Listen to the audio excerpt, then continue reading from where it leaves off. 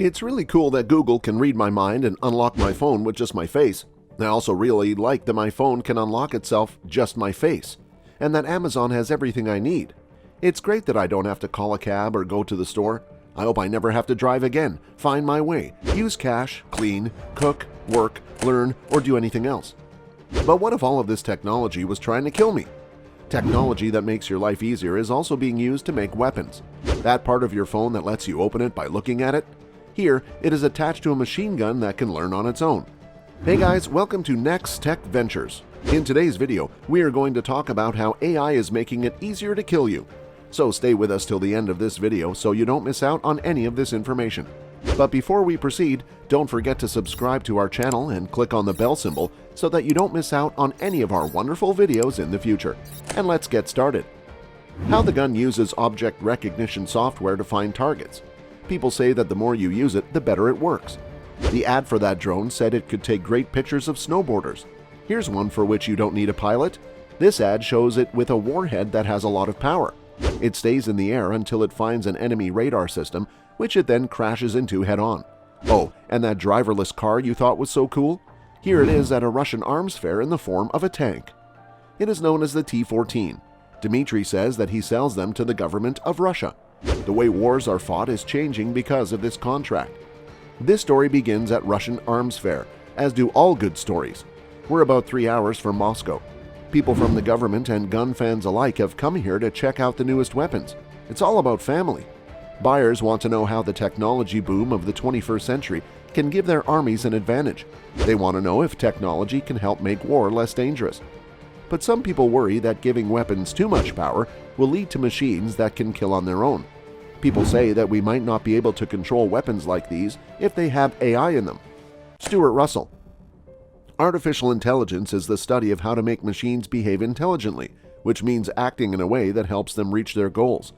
Lately, I've been worried about how AI could be used to kill people. He was one of the first people to work on AI. He has also been telling people for years that it could be dangerous. So a killer robot is something that searches for, picks out, and attacks people. Stuart isn't too worried about these kinds of robots.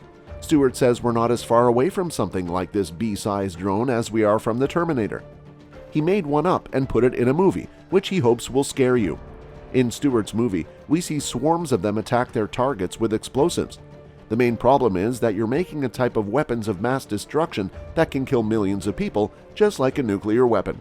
However, it's much easier to build, much cheaper, and much more scalable than a nuclear weapon, since you can use 1 or 10 or 100 or 1,000 or 10,000 of them. It doesn't hurt the city or country you're trying to attack. It just kills the people you want to kill, like all males between the age of 12 and 60, or all males in Israel who wear a yarmulke. If it works perfectly, Stuart's weapon is scary, but if it doesn't, that could be even scarier. It's already being built. Big tech companies in the private sector are driving it. Paul Scher led a Department of Defense working group that helped set DoD policies on AI and weapons systems for the U.S. military. The reality is that we have all the technology we need to put this together, to build weapons that can go out on the road and kill people on their own, he said. Gatling's idea didn't work out the way he thought it would. Gatling was wrong. Automating weapons didn't save lives. Dmitry is saying something eerily similar over 150 years later, and it wasn't just Gatling. Most changes in warfare haven't been good. Academics attacked the campaign in its early years, saying that robotics and artificial intelligence are inevitable. Maybe they are, but using them to kill people on their own is not inevitable unless you do nothing. We refuse to do nothing. The group is made up from activists, nonprofits, and groups from civil society. The goal of the campaign? A ban on all weapons that can find their own targets and kill them. So far, 30 countries, 100 non-government organizations, the European Parliament, 21 Nobel laureates, and top scientists like Stephen Hawking, Noam Chomsky, Elon Musk, Stuart Russell, and more than 4,500 other AI experts have joined them in supporting a ban. Researchers. Protester. Everyone, you can stand up now. Yay! Jody is here with Mary Wareham. Since 2014, this is the 6th time that governments have met to talk about what they call lethal autonomous weapon systems. We're sorry in advance for the confusing use of acronyms in this part of the video. We don't want to stop people from using artificial intelligence. You know, it could be good for people.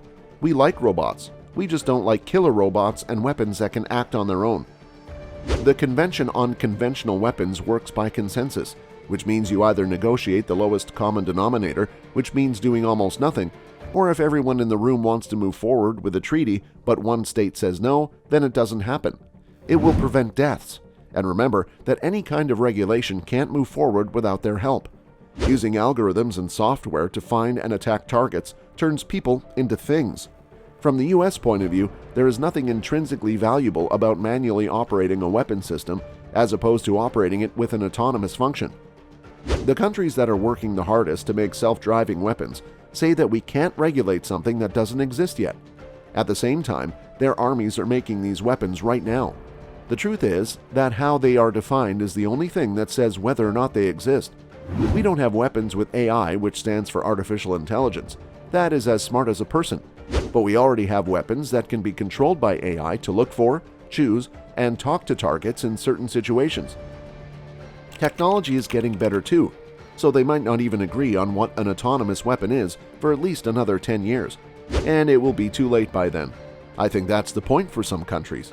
In the ongoing race between technology and diplomacy, technology is winning. This is because software designed to make your life easier can also be used for military purposes. I was kind of asleep at the wheel for a long time, as was most of the community. We didn't really think about how it could be used wrongly. Whether we like it or not, we've entered the age of algorithms, and artificial intelligence is changing our place on the battlefield. Is it possible that the next generation of soldiers won't have to kill? I don't think that's possible. Unfortunately, if it worked that way, we could just say, well, why don't we play baseball and see who wins, or tiddlywinks. No country will give up until the costs of fighting are too much to bear. So even if your robots lose, the next step will be for their robots to start killing your people, because sadly, wars only end when people die. And that's it for today, guys. We sincerely hope you enjoyed the video. If so, please click on the like button and share it with your friends and family. If you have any questions or comments, please share them with us in the comments space below. Also, don't forget to subscribe to our YouTube channel to see even more of our incredible videos. You can also check out our other videos that have been specially selected for you. We'll catch up in the next video.